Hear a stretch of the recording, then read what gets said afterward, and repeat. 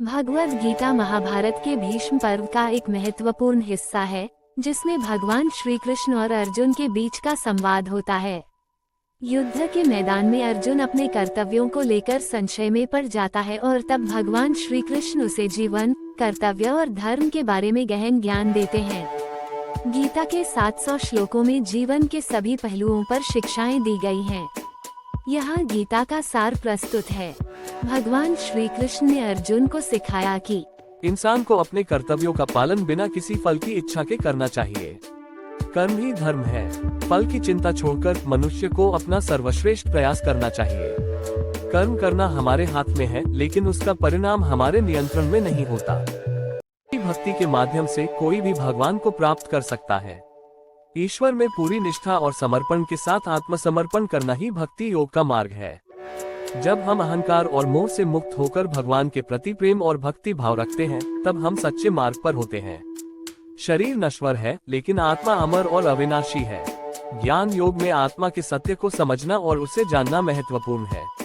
मृत्यु केवल शरीर की होती है, आत्मा कभी नष्ट नहीं होती, वह अनंत और शाश्वत है। धर्म केवल सामाजिक नियमों का पालन करना नहीं, बल्कि सच्चाई और कर्तव्य के पथ पर चलना है। अर्जुन के लिए युद्ध करना उसका धर्म था, क्योंकि वह अधर्म के खिलाफ लड़ रहा था।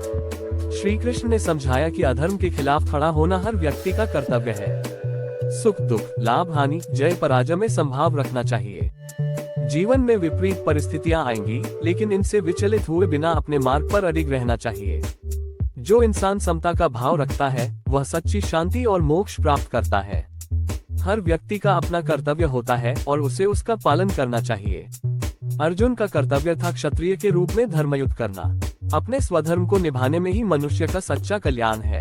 ये संसार एक माया है।